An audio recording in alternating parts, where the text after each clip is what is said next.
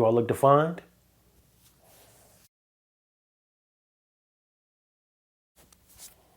Well, I hope I don't look high, because I sure enough ain't been smoking.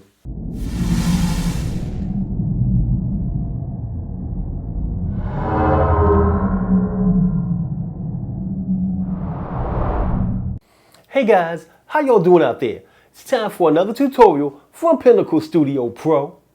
That's right, it's me, your boy Malik, holding it down once again, bringing you that Pinnacle Studio love you need for all of my Pinnacle Studio peeps.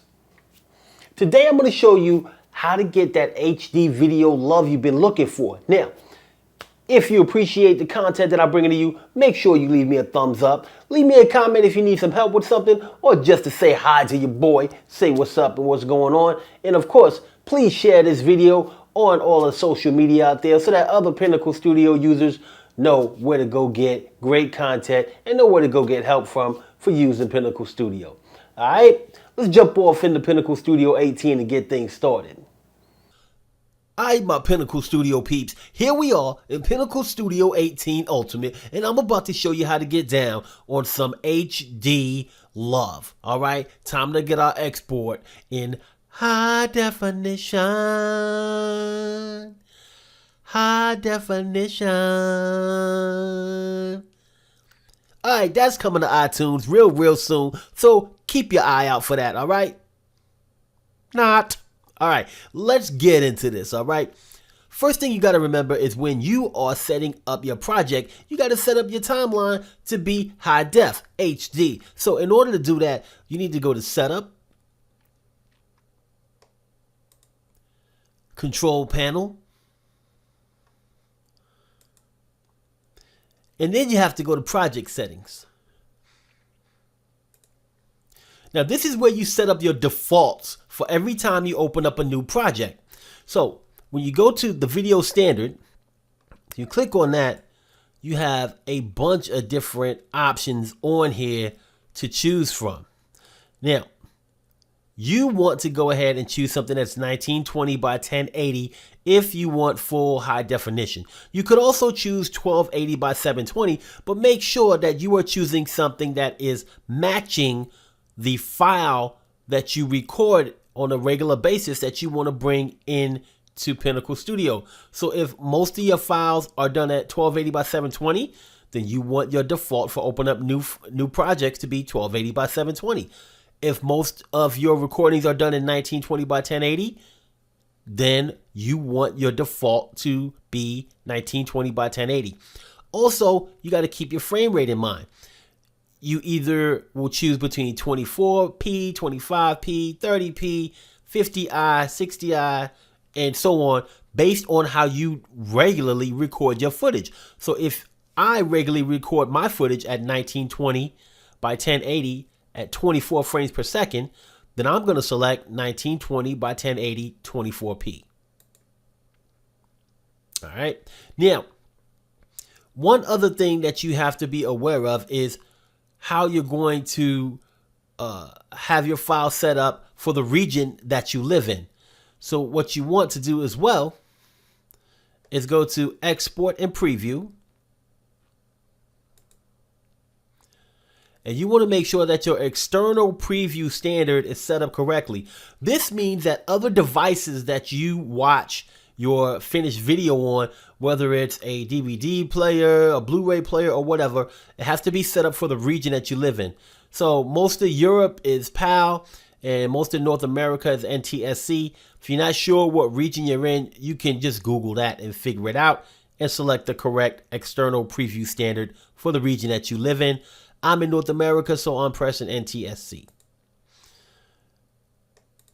Now, since everything is set up, I'm going to click on OK.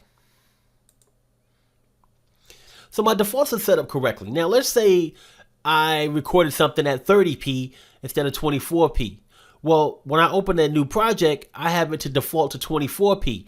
If I want to, I can change my timeline. Since this is just like a one-time thing, I don't want to change my default. I just want to change my timeline.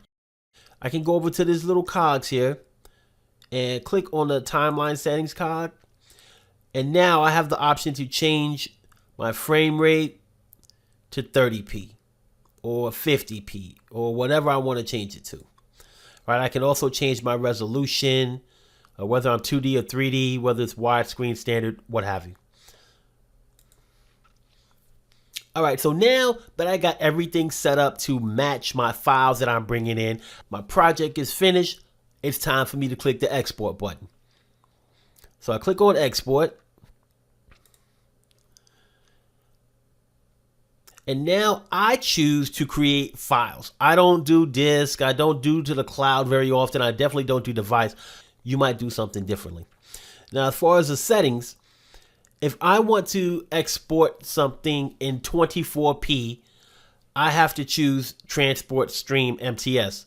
I want to thank my boy Tony P for that bit of info because I wouldn't have known it if it weren't for him. You see, I don't know everything. I learn too. Just like you do. So, since I want this to be 24p, I'm going to choose Transport Stream. And for my preset, I'm going to choose Custom. And now I'm going to click on Advanced. Now, under Advanced, I can change my size. Make sure it's set on 1920 by 1080. And I can change my frames per second. Make sure it's set to 24 frames per second. And then I want to make sure that I have a progressive instead of a top field or bottom field interlace. So I'm going to choose progressive. And then I'm going to click on apply. Now, if my settings here were different before, you should see that your video settings have updated to be a H.264, 1920 by 1080, and 24 frames per second. Now, if you wish to do an MP4 and you're doing 30 frames per second, then if you just choose MP4 and you select HD 1080p, if my timeline was set up to 30 frames per second, then you'd see this here would say 29.97. So let me show you how that would look.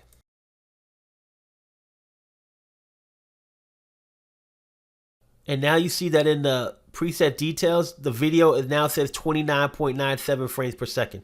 So keep in mind, it's important to make sure your timeline is set up correctly to get it to export at the correct frames per second. All right. Now, once you're all set up, all you got to do is click on Start Export. And now you have that lovely, lovely HD footage you've been looking for, okay?